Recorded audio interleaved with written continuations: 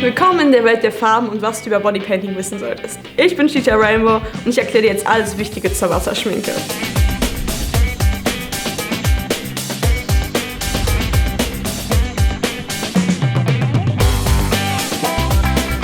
Zuerst kommen wir zu den verschiedenen Formen, in denen Wasserschminke auftritt. Das sind zwei verschiedene Arten.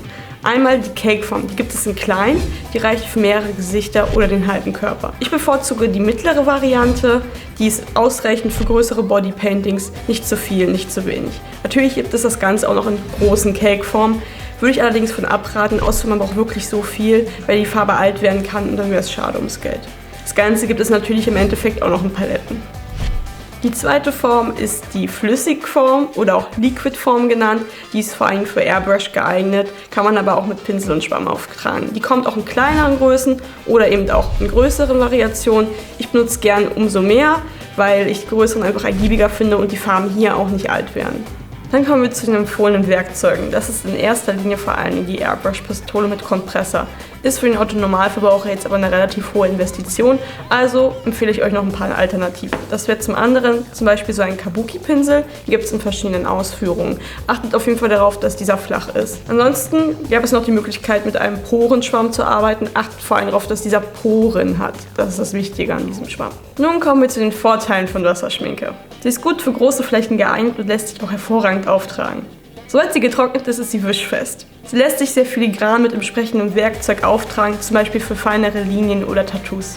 Dadurch, dass sie auf Wasserbasis ist, lässt sich schnell und einfach entfernen. Die Farbe lässt sich auch so jederzeit mit Wasser wieder aktivieren, entweder auf der Haut oder auch, wenn sie eingetrocknet ist. Wie bei einem Aquarellkasten ist es somit auch möglich, die Farben untereinander zu mischen. Ebenso kann man bei der Zugabe von einer normalen Foundation Pastelltöne herstellen. Wasserschminke ist auch bedingt korrigierbar. Wieso bedingt? Das liegt daran, dass man ein bisschen Übung dafür braucht, damit man, wenn man irgendwo Farbe abträgt und neu aufträgt, die Übergänge nicht sieht.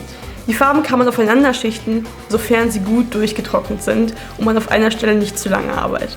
Man kann mit dieser Farbe leicht wunderschöne Farbverläufe gestalten. Was ich an den Farben besonders toll finde, ist ihre Farbintensität, die vor allem dadurch gewährleistet werden kann, dass man die Farben nicht unbedingt fixieren muss. Ist natürlich bei längeren Tragen trotzdem zu empfehlen.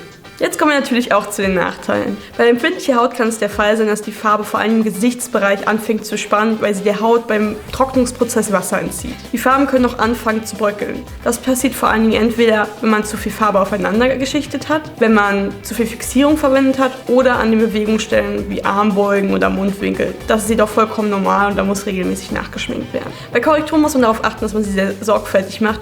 Es kann aber auch passieren, dass man das ganze Make-up nochmal neu machen muss. Also man muss wirklich hier sehr sauber arbeiten. Auch müssen bei der Wasserschminke natürlich die Trocknungszeiten beachtet werden, bevor ihr weiterarbeitet. Die könnt ihr natürlich verkürzen, indem ihr einen Föhn benutzt. Da die Farbe auf Wasserbasis ist, hat man hier das Problem bei sehr stark transpirierenden Leuten.